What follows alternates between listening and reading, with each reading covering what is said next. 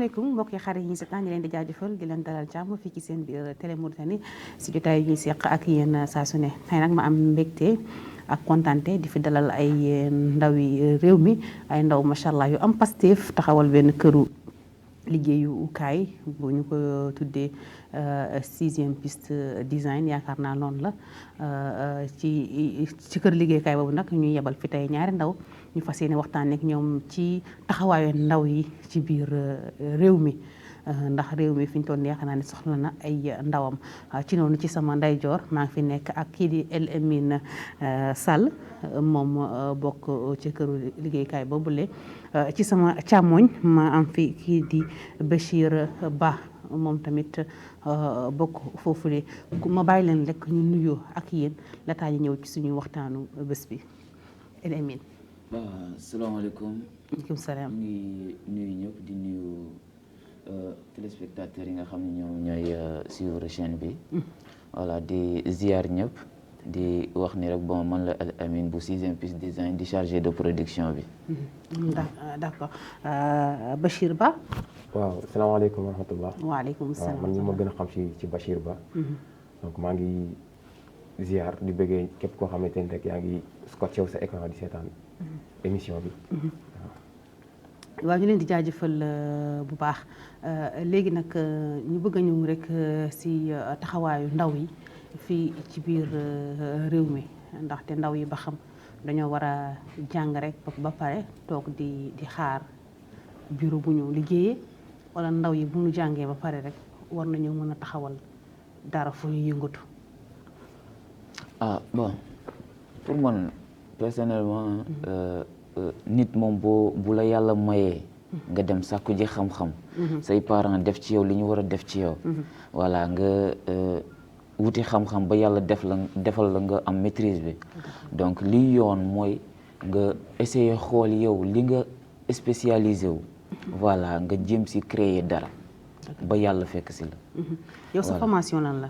man infographie. infographie fi nga ko jàngee wala. waaw fii laa ko jàngee. léegi formation bi naka lay demee. waaw da ngay def concours ñaata temps la. waaw bon 2 ans la de formation. ci public bi wala ci privé bi. ci public. léegi mën nga ñu wax léegi ku bëgg a nekk ndaw bi nga xamante ne ni moom bëgg na nekk infographe. fan la war a ban yoon la war a jaar. bon da ngay am niveau bac d'abord. voilà après nga def concours lycée commercial. voilà am na benn concours bu ñuy amal chaque année. voilà pour entrer foofu noonu pour dugg lycée commercial. et après boo amee concours bi si lan lay intégrer après ñu virer la si branche bi nga xam ni voilà moom nga bëgg a def. formation bi 2 ans. 2 ans lay def. léegi ci biir formation bi lan nag lañ leen di jàngal. waaw daan la jàngal lépp li nga xam ni moom mooy communication. et de la publicité. voilà tout ce qui est infographie mais seulement nag formation bi matul comme amul ko complet wul quoi mais su fekkee ni gëm nga sa bopp bëgg li ngay def voilà di nga percer daal dem. parce que affaire bi il faut mu nekk ci yow d'abord pour que nga mën a àgg fenn il faut que mu am luy dund ci yow. voilà donc bu kuy dégg infographie te xamul lan mooy infographie liggéey infographiste lan la. bon mooy il faut nga nekk d'abord koo xam ni graphiste. graphiste mooy kuy dessiner wala kuy dessiner. ñun di nekk xale rek commencé di dessiner di def ay affaires. léegi nag yàlla def bi ñu demee ba nekk ay infographe. voilà da ngay leer ni yow lii moo nekkoon sa lii la yàlla jagale woon quoi. voilà après dans la jàngal comment ngay dessiner assisté par l'ordinateur. voilà et bu loolu weesoo tamit di nga gis voilà ñu jàngal la comment ngay defee ay conception xam nga ci ordinateur voilà. donc suñu déggee bu baax kon infographie moom mooy di dessiner ci ordinateur. voilà wala rafetal non du loolu mooy infographie. d'accord loolu graphisme la. graphisme la voilà. parce que ñun fii télé am nañu ay infographistes je pense que ñooy rafetal image yi. voilà yooyu ñooñu nag dañ leen former ci ay logiciels. d'accord voilà former leen ci Photoshop, InDesign, Illustrator, Adobe Premiere, After Effects. voilà yooyu noonu ñoom ñooy tax nga mën liggéey télévision xam nga voilà nga mën a def tamit comme par exemple After Effects moom mooy créer animation yeeg yooyu ak yooyu ay dessin animé ak yooyu non kooku dafa am beneen Adobe bu spécialisé wu ci loolu d'accord mais After Effects moom mooy def animation kii comme journal buy ñëw nga gis globe bi nu muy tourner comme ça voilà ñu animé ko noonu loolu After Effects moo koy def loolu kon mooy comme genre générique yi quoi voilà générique yeeg yooyu noonu boo gisee comment dirais-je montage image yeeg séquence yi nii ñuy def Adobe Premiere moom moo koy def voilà moom mooy monté kii amoon na beneen logiciel bu naan SpeedGrad moom moo daan jox image bi vue quoi c'est-à-dire moo koy leeral rafetal image yi affaire yooyu noonu mais léegi gars yi intégré nañ ko ci CC 2020 bi ci Adobe Premiere da nga koy am à partir de là-bas. D'accord donc macha allah mu nekkoon formation bu am solo est-ce que si formation bi logiciel yi nga fi tudd nii yëpp daf ciy bokk wala yi yéene après sob seen sobu bopp dem def seen ay recherche du si bokk ñun ñoo jàngal suñu bopp. ndax kon formation bi base bi rek la lay jox base bi rek lañ lay jox. après est-ce que ci formation bi am na benn logiciel boo xam ne dañ leen koy jàngal ci formation bi. oui am na ñetti logiciel yoo xam ne forcément dañ la koy jàngal.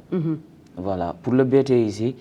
di nga jàng Photoshop di nga jàng InDesign di nga jàng Illustrator di nga jàng tamit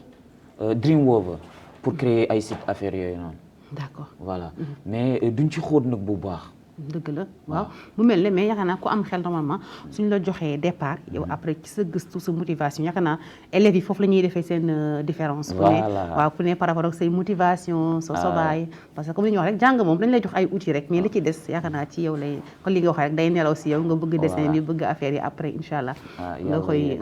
koy lijjanti lii dañ koo def pour après mën a ñëw si li ngeen di def xam nga baax na nit ki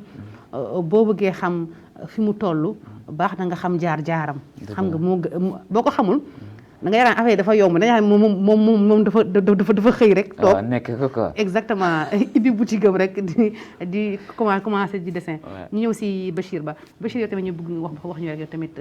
sa jaar-jaar sa jàng sa formation waaw effectivement bon man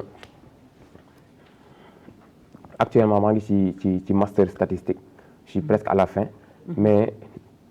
li nga xamante ni moom laa gën a concentré pour le moment mooy licence bu ma defoon bi nga xamante ni maa ngi ko defoon ci gestion des entreprises lu jëm ci marketing ak gestion communication et cetera donc je pense que si loolu laa nekk nii sax ba voilà te si laa gën a pigé parce que dafa nekkoon passion si man depuis même balaa ma doon am licence bi sax maa ngi doon nekk di liggéeyandoo ak yenn entreprise si gestion ak ci marketing et cetera donc loolu voilà loolu laa def comme formation mais actuellement maa ngi def master en statistique voilà statistique laay def donc voilà je suis presque à la fin d'accord donc lu tax defoo master comme yaa ngi defoon gestion des entreprises waaw lu tax te sa passion pourquoi defoo benn master boo xamante ne ni day dugg si loolu wala ba tey statistique bi day dugg si gestion des entreprises non du si dugg sax parce que ñaari domaine la yoo xamante ni ils sont diamétralement non je dirais pas diamétralement opposés mais am nañu différence bu xaw a bëri parce que fii nii ñu ngi compter ay chiffres di xool ay statistiques par rapport ak ay nombres yoo xamante ni am na ci ay domaines yu bëri ak yooyu te alors que fee ne gestion des entreprises ngay def donc c'était pas le choix man parce que instant bi nga xamante ni moo laa doon inscrit ci master bi voilà master bu méngoo ak gestion des entreprises amu fa woon amul woon ci fac bi donc j'ai préféré choisir benn ci master yi fa nekkoon yi voilà voilà naturellement ak statistique ma xool également demande bi ci marché bi soo nekkee statistique voilà am na njëriñ bu baax donc naturellement ma choisir statistique d'accord est-ce que ci seen biir formation master bi yéen a ngi def ay recherche ci wàllum statistique par exemple fii ci biir Mauritanie oui bien sûr oui je pense que loolu gaa mi ngi fi bëri sax macha allah parce que bëri na ay association ay ONG yu fi nekk yoo xamante ni souvent dañuy am yenn études yu ñuy def donc pour que étude bi mën a nekk ay études yu fiable voilà ils ont tendance à dañuy ñëw woo statisticiens yi nga xamante ni ñoom ñoo gën a am envie bi ñoo gën a xam par exemple su ma élaborer benn questionnaire ma am benn objectif boo xamante ni dama ko bëgg ma élaborer questionnaire bi war a dem ci nit yi poser leen questions yi xool information yi donc nit boo xamante ni mu ngi ci biir bi mooy gën a nekk en adéquation à ce que mu mën jël information yu baax yi pour que étude bu ñëwee mu mën a am crédibilité information yi mën a baax gis nañu actuellement ñu ngi si wàllum mbas wàllum Covid 19 bi gis nañ ni en fait statistiques yi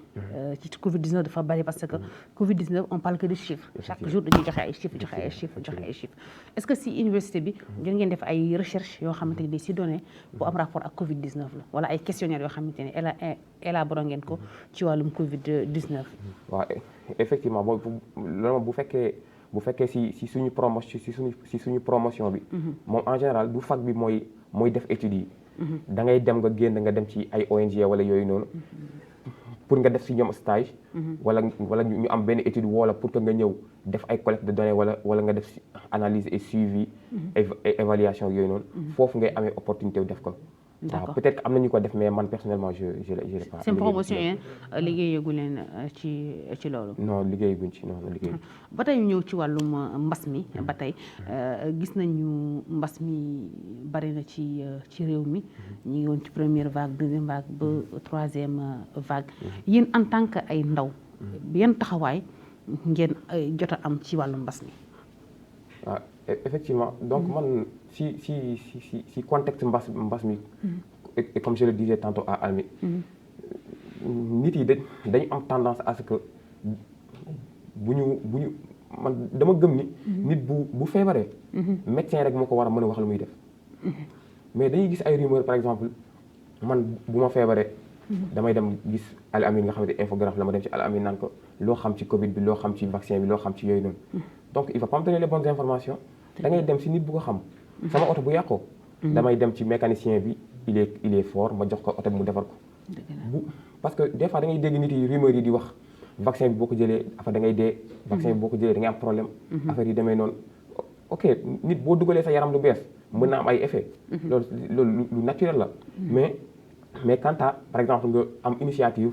jàngaloo ko defoo ko dara après nga toog nga jël sa message nga koy envoyé di wax nit yi il faut pas se vacciner ak yooyu noonu loolu moom wax dëgg yàlla je crois que nit bu bëggul réewam wala bëggul nit yi muy dëkkandoo yi mooy am genre discours boobu noonu vraiment voilà ci mbas mi ak surtout comportement ndaw yi ci réseaux sociaux bi par rapport ak mbas mi en tout cas fagaru daal parce que adduna doo wax ni loo xam ni dara leerul la si ni lii am na wala amul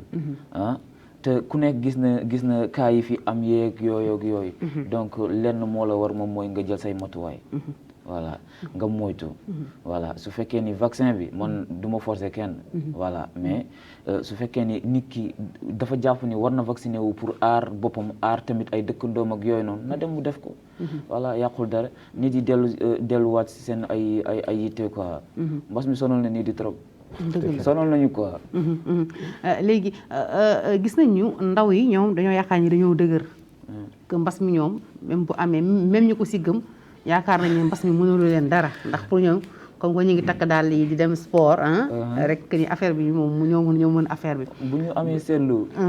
du ñu respecté port di masque ak yooyu yëpp. gis nga mais bu ñu amee seetlu jeunes yi dee fan yii yëpp mooy loolu ay jeunes lañu rek. dëgg la de bëri na jeunes yu dee si mois bi passé. billaay donc affaire yi dee bii nii neexulul mag neexulul gone nan fagaru rek. waaw mooy suñu bopp jàmm. exactement geste barrière yi est-ce que yéen en tant que ay designer bari ngeen ñu commandé seen ay masques personnalisés wala yooyu. waaw bien sûr effectivement je pense que am na ci pas mal de commandes voilà dañuy defar conception bi def ci logo yeeg yooyu noonu voilà je pense que liggéey nañ ci lu bëri daal yàlla dimbali nañ ci daal ba am nañ ci ay commandes yu bëri voilà yoo xam ne dinañ ko defar peut-être que les gens ils vont dire que dafa cher mais voilà fagaru moo gën faj daal te je pense que ni lépp loo xamante ne daf lay aar ci nga bañ a feebar loo ko jëndee rek war na ko jaraan kon yéen mbas mi gis ngeen ci seen bopp non wax loolu waaw c'est que dafa am par exemple nit booy wax ni gis nga sa bopp dafa am comparaison booy def par rapport ak bu amee li nga ciy am ak bu amul woon loo nar a am voilà donc je pense que bu amul woon li ñuy am li moo ëpp mooy ëpp voilà parce que boo xoolee mbas mi ñun fu ñu waroon àgg mbas mi daf ñu chiteloo quoi normalement tey jii nii sixième piste waroon na nekk entreprise bu taxaw carrément mais à cause de mbas mi moo tax suñu ay activité demul comme nu mu war a demee voilà d'accord léegi nag ñu ñëw si exactement li ngeen di def yéen la ngeen di def réellement ci seen biir entreprise boobu noonu. bon tout support de communication. waaw lépp loo xam ne communication la rek ñu ngi ci. voilà entreprise la boo xam ne dafay liggéey ci wàllu design defar ay panneaux publicitaires ay flyers badge tout ce qui est kii communication ñu koy defar waaw léegi seen dugg ci marché bi est-ce que yomb na parce que bari na ñuy def yu mel ne yéen surtout bu ñu gisee am na ñoo xam ne par exemple ay entreprises yu mag lañu am nañu ay machine am nañu ay lu nekk donc yéen est-ce que déjà am ngeen matériel bi war bi yëpp wala da ngeen di sous-traité bon amuñu matériel yi carrément amuñu doole bi voilà mais xam nga looy def su fekkee gëm nga ko nga am ci xarañte forcément da ngay bokk force ngay bokk waaw parce que xam nga ñun duñu am fii nii amul ay vrai infographe Mauritanie amul ay vrai ay taqalekat ñoo fi nekk te loolu mooy problème bi dañuy gis koo xam ne benn Word lay maîtriser fële nekk si ruqoom di créer ay affaire xam nga mooy loolu par rapport ak nag jeune bi nga xam ne dafa dem defi formation jàng daj lu nekk voilà pare di si def tamit lu dóob loo xam ne ku ko gis day xam ne lii lu nice la bu ñu xoolee sixième piste bu ñu ko créé léegi nii boo doxee si biir dëkk bi nga gis liggéey yi nga xam ne jot nañ ko réaliser nga xam ne ñii caaxaan nañu donc affaire bi loolu la quoi job rek moom mooy fay liggéey mooy fay c'est-à-dire moderniser daal que lu nit di def jàngul wala jàng ko ku jàng ki aussi su ko defee war na si mën a am ay différence est-ce que touche boobu yéen a ngi koy indi effectivement bu baax je pense que comme ni nga doon waxee rek il y a de grandes entreprises yu fi nekk yoo xamante ni ils sont dans le même domaine que ñun et puis ñun ñu nekk entreprise bu ndaw donc je pense que lépp loo gis ci àdduna rek ce sont des genre ay stratégies la ñoom ils peuvent être très grands ñun ñu nekk très petits mais bu suñu ay produits génnee rek ñu nit yi parce que xel même bu bëggul nekk logique sax bu gisee lu baax dina xam ne lii moo gën a baax lii te ñun suñu stratégie loolu la on a préféré sacrifier une année bañ a am xaalis bañ a am dara lu dul di wane ay image di génne ay conception yoo xamante ni nit bu ko gis dina xam ne lii nii am na liggéey te même matériel yeeg yooyu noonu comme ni mu ko waxee ça nous pose problème mais loolu aussi ay stratégie la tamit yow mën nga bañ a am matériel yow ndey nga am matériel man ma soxla benn service ci yow damay ñëw collaborer ak yow lépp lu ma bëgg imprimer je viens chez toi ma imprimer ko mu am xam naa ni say machine am nañ qualité bu baax mais conception yu baax yi ma maa ko yore amul problème damay def sama conception mu jaral ma jël sama xaalis ñëw ci yow nga defal ma impression bu ma demee suba léegi nit yi nga xamante ni dinañu gis sama liggéey daan ci am confiance dinañ xam ne liggéey bii de am na qualité donc demain ils vont venir mais est-ce que loolu du jouer ci seen prix oui effectivement parce que booy sous-traité d'habitude day gën a cher effectivement que ki nga xam ne mi ngi toog ci bureau am na yëppam moom day ñëw rek imprimer loolu dafa am sacrifice bu ma laaj li nga wax ni dëgg la parce que man bu ma naree di sous-traiter je suis obligé ma def plus de dépenses que nit bi nga xamante ni moom il a tous ces matériaux ñu ngi toog yëpp ak yooyu n'est-ce pas mais dafa am sacrifice bu ma laaj man su ma nee durant ces une année dama bëgg dugg ci marché bi képp koo xamante ni da nga soxla service infographique rek ci marché bi nga bokk man dama ñëw dama bees dama bëgg xëcc ñëpp donc dafa am loo war a sacrifier donc ñun on sacrifie l'argent durant une année ci loolu la ñu nekk par exemple je préfère man ma dem jël sama xaalis ma dem imprimer que liggéey bu ñëwee mu baax du ma ci am dara que ma def liggéey bi du baax impression bi du baax et puis suba doo am dara parce que dañuy wax en économie boo bëggee am dara suba da ngay investir tey boo ko investir tey suba nga am leneen suba nga am lu gën a bëri li nga investir li tey donc ñun instant yi ci investissement la ñu nekk te mais bu ñu xoolee est-ce que même pas yéen sax mais en général la Mauritanie en général est-ce que compétitif nañu ci sous région bi parce que man damay gis ku créer benn produit emballage yi nga laaj ko mun la man ko commandé Mali wala nga laaj ko mun la man ko commandé Sénégal parce que day gis ni su ko commandé foofu noonu moom mooy gën a nekk moins cher que su ko commandé fii malgré que dina ci def transport ak yëpp est-ce que yéen fii ci marché mauritanien bi yéen a ngi xool naka ngeen di def ba am des prix compétitifs parce que aussi dañoo nekk ci monde bi nga xamante ne nii nit ñi seen xaalis rek la ñuy xool daal donc suñu amee benn marché sax mais bu doonte 10 wu gaal wala 20 wu gaal sax des fois bu ñu ko calculer tamit dans le long terme dañuy xam ni comme si investissement la ñu nekk dans le long terme ñoom ils préfèrent dem jëli ji ko ailleurs parce que war a commander par exemple 10 000 sachets wala 20 000 emballages bu dee différence bi day nekk 20 wala 10 su ko calculer day bari est-ce que yéen a ngi xool stratégie bi ngeen moo xam ne tamit yéen da ngeen di nekk compétitif yéen ñi nekk ci monde bi yëpp sax du sax yéen si mais Mauritanie oui effectivement donc je pense que loolu aussi daf ñuy bëri lim ñuy dal aussi parce que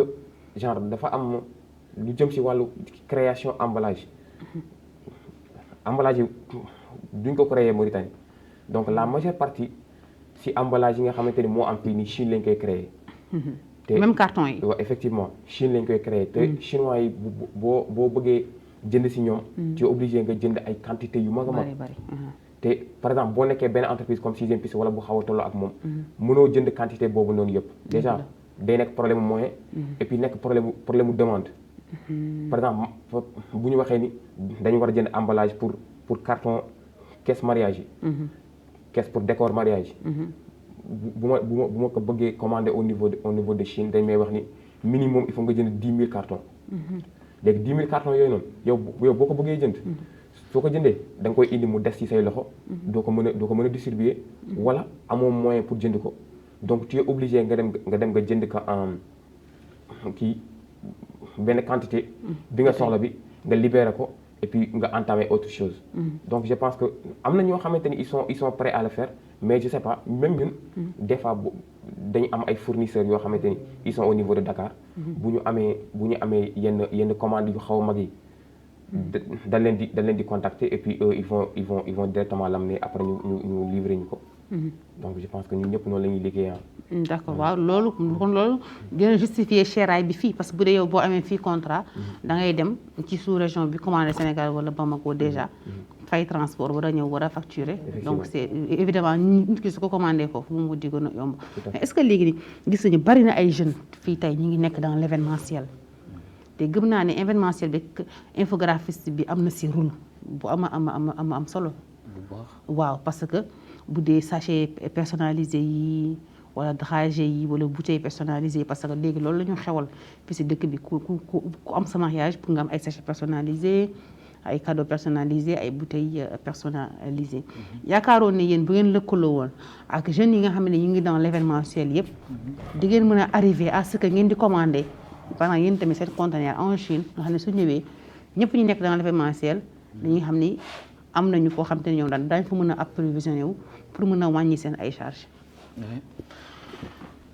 d'une part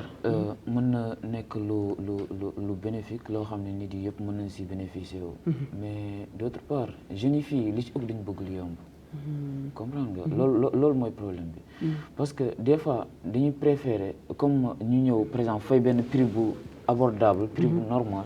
voilà que nga defal leen lu am qualité loo xam ni ku ko gis dina si am dañuy defar ay exemples yu bëri am na ay exemples yoo xam ne récemment jot nañ ko wone voilà ci affaire par exemple événementiel yi voilà lu ci mel ni sachet yooyu noonu lu ci mel ni tamit ay bouteilles personnalisées genre affaire yooyu noonu voilà mais gars yi ils préfèrent ñu dem ci benn gars mu defal leen benn conception boo xam ne par exemple day jël benn photo rek collé ko ci wala genre affaire yooyu noonu voilà ñu imprimer ko et tout ça loolu mooy problème bi mais su fekkee ni am na genre commande yu mel noonu ñun dañuy defar yu bëri yoo xam ne wax dëgg yàlla day arranger jeunes yi day arranger gars yi nga xam ne dañu nekk ci milieu événementiel bi voilà dañuy defar affaire yu classe macha allah waaw mais le prix oui prix bi est-ce que compétitif na boo def xoolee rapport qualité prix amul différence bu bëri ah dina am parce que mais seulement fii xam nga nii événementiel ci parle de centaines jëm kaw. oui je sais mais gis nga des fois fii nii li may wax rek gars yi daal ils préfèrent ñu boo xoolee différence par exemple ñu nga waroon am benn autocollant boo xam ni da nga koy def ci benn bouteille par exemple nga war ci am benn nombre de 100 voilà ñu wax la benn dañ la koy defal par exemple à 200 ba 250 wala genre comprendre nga tu préfères nga dem ci benn gars mu defal la benn affaire boo xam ne daf koy parce que prix conception bi da siy génn prix kii bi autocollant beeg yooyu yëpp da siy génn n'est-ce pas nga dem ci benn gain boo xam ne du la fayeeku conception par exemple mais conception bi du baax du am qualité c'est normal mu yomb non c'est que fii benn conception la ñu am pour tout le monde en fait waaw loolu la léegi après tur bi rek mooy changer xam nga wala date bi Mauritanie suñu problème mooy que ni nit yi amuñu habitude di créer li mooy wax toujours jeunes yi nañuy créer bàyyi dem di télécharger rek sur Google ñëw gaan teg non nit da ngay créer boo bëggee am lu bees lu tax gars yi respecté sénégalais yi wala ñu bëri di jugee fii di dem ba Sénégal pour def ay affaire c'est parce que ñoom dañuy créer ñun duñu créer ñun dañuy dem sur Google télécharger benn affaire rek teg ñëw yaakaar nag ñoo si nekk du loolu nit da ngay liggéey si boo jàngee li yàlla def sa bopp bi nii da nga ko war génnee liggéey ci mu jëriñ nit yi waaw moo gën nekk di copier coller rek léegi ba tey ci wàllum infographie boobu gis nañu Mauritanie wàllum animation daf fi néew doole dañuy gis nit boo xamante ni sax ñëw na bëgg na am na benn scénario bëgg na ko def en animation mais mën na wër dëkk bi yëpp waaw du ko fi gis te dëkk bi bari infographe parce que seen école année ba mu génne promotion dëgg la lu tax amul fii ay jeunes yoo xamante ne ni mën nañ dem ñoom spécialisé wu si loolu c'est-à-dire lu bari fii da nga koy soxla si dëkk bi mais doo ko mën a am bon état bi am na ci part de responsabilité waaw parce que fii élèves yi génne yi BT rek la ñuy génn BTS dégg naa ren la am en infographie gars yi dañ doon def BT après ñu dem ñu yóbbu leen ci réseau xam nga loolu c'est pas normal man su ma opté nekk infographe dama war a dem ba ingénieur waaw loolu mooy normal am master rek yëpp si infographie mais nga def BT après BTS nga dem def ko en réseau et genre affaire yu demee noonu su fekkee ni nit bi bëggul woon lu mu doon def dafay préférer topp circuit yu yow bi nga koy kii mais su fekkee nit bi dafa gëm boppam dafay dem moom mu percel boppam dem voilà parce que fii nii amul ay école de formation yoo xam ni daan yóbbu nit yi ba ci ñuy créer seen ay animation boobu yaa ngi gis voilà ñun li ñu am ñun ñoo ko jàngal suñu bopp kenn demul Dakar kenn demul fenn yàlla moo ñu mooy benn don ñu exploité ko aussi di def ay sacrifice pour don yooyu noonu voilà mais li waral dëkk bi mënul am ay nit yoo xam ne dañuy def genre ay animation ay affaires yu demee noonu c'est parce que état bi créé wul ay écoles yoo xam ne dañu am niveau boobu noonu wala ñu indil ñu ay professeurs yoo xam ne ay spécialisé dañuy spécialisé wu ci cadre d'animation ak affaire yu demee noonu surtout avec nouvelle technologie bii nii ay Adobe famille Adobe nga xam ne amul lu ci nit mënul def voilà donc état bi moo war jël ay responsabilités am créer yeneen école yóbbu élèves yi nga xam ne ñuy génnee lycée commercial ñu yóbbu leen ci yeneen ñu continuer seen étude quoi man pour man loolu mais aussi jeunesse bi am na benn côté tamit am nañ ci part de responsabilité ndax yow sa professeur daf lay jox rek chemin bi quoi ni la outil yaa ngi nii lii la quoi voilà li si des yow yaa koy liggéeyal sa bopp c'est vrai yow yaay sacrifier say nelaw sacrifier say intime quoi voilà mais su fekkee da nga jógee école rek ñëw sànni ordinateur bi fële génn dem xam nga doo xam dara da ngay veiller di liggéey si tutoriel yi voilà mooy loolu y a plein de tutoriels yoo xam ne ñu ngi sur le net voilà wala nga am sax ay copains yoo xam ne par exemple extérieur lañ nekk spécialisé wu ci loolu bu ko defee dañuy def lu nekk pour yow voilà dañuy def lu nekk pour yow est-ce que application yi dina bàyyi xale yi seen xel yi di nàcc comme ay TikTok yooyu nga xam ne da ngay dugg rek loolu mooy suñu majeur problème actuellement waaw man damay gis ay TikTok yu garaaw yu xale yi def ma xam ne xale yi xarañ nañ waaw mais tout est acquis waaw actuellement tu n'as pas besoin de réfléchir waaw actuellement nag loolu mooy suñu majeur problème parce que boo xoolee même jàng xale yi léegi normalatul ndax téléphone yi application yi dañ bëri ku si nekk da ngay toog di def ay Snap ay TikTok ay Facebook rek dafa ñëwoon lëmbe adduna bi yeneen yi ñëw nag nit yi amatuñu temps pour sax seen bopp yow loolu mooy problème bi moo tax élèves yi dootuñu jàng ñi waroon jàng dootuñu jàng ñi waroon def leneen dootuñu def leneen ndax chaque instant parce que TikTok moom mun na former infographie en un seul jour parce que boo gisee tiktokeur yi li ñuy def dañuy gis y a un travail derrière ay montage yu garaaw yu montage yu am fond am script am non mais gars yi mais yooyu c'est pas original xam nga lu tax boo ko tegoon ci écran bii nii par exemple nga def 1080 par exemple sur 700 boo xoolee da ngay gis kii bi qualité bi du am du baax comprendre nga 1080p par exemple boo ko jëloon nga jël vidéo boobu ñu defaree TikTok nga dugal ko ci écran boobu noonu da ngay gis dafay bëri ay pixels du baax loolu mooy différence bi moo tax genre application yooyu noonu ça marche pour les téléphones. Voilà mais pour télévision par exemple. Actuellement monde bi ban télévision mooy nangu ngay def benn vidéo boo xam ne leerul wala doo gis xam nga kenn du ko nangu. Voilà donc loolu doxalul àdduna nan dem jàngi. Bon je pense que aussi damay essayer rebondir ci li mu wax li après nga tàggatoo waale parce que mi signalé temps bi jeex na. effectivement li mu wax li ci concernant la recherche ak yooyu noonu. gis nga jeune boo nekkee ci réew. da ngay xam lan mooy sa responsabilité ci biir réew mi. nekk ci réew mi c'est important. mais yow boo dundee par exemple nga dem ba am 25 ans 30 ans. il faut revenir nga xam yow loo defal dëkk bi. yaa ngi ci dëkk bi chaque jour yaa ngi lekk ceeb dëkk bi di dund ci dëkk bi. xam nga bu état bi waxee nga wax lu ñu wax nga compliqué mais il faut que yow boo defee sa devoir ba pare. bu président bi deful devoir après nga wax ko. n'est-ce pas mais da ngay jeune boo xamante day nekk fii di tëdd di nelaw di yeewu. xam nga il essaie de rien créer. buñ la waxee jàngi sax doo dem jàngi normalement. yow tàggatoo après temps bi jeex na. donc ñu ngi remercier bu baax a baax. voilà képp koo xamante ne rek yaa ngi scotché woon ci sa écran di ñu seetaan. te di wax nit yi nañu dugg ci suñu page yi. xam nga suñu page Facebook bi. 6e piste design. voilà YouTube beeg yooyu yëpp. bon di remercier gars yi nga xam ne ñu ngi doon seetaan. voilà di remercier tamit ñëpp ñi nga xam ne jàpp nañ si yoon bi quoi jàpp nañ si combat yi. waaw ñu ngi leen di remercier bu baax a baax. jërëjëf di wax ni rek am na benn projet bu am doole buy ñëw bu ñuy wax Symbiose 666. voilà naka gars yi coaché incha allah dina ñëw. ak doole sax incha allah donc ñu ngi bëgg ñëw. waaw ñu ngi leen di jaajëfal bu baax ku gis seen masque yi war a xam ne si communication la ñuy liggéey ndax ñëw nañu def seen ay logo toog jàkkaarloo ngeen 30 minutes ba pare Bachir bëgg fi jàllale ay affaires yoo xam ni ñoom dinaa ko dagg kon nag di jaajëfal équipe technique bi ma àndaloon yëpp ki jàkkaarloog man ci caméra bi di Ahmed Saloum wul Issa ki ñëwoon son bi takkal ñu suñu micro yi moom mooy Moustapha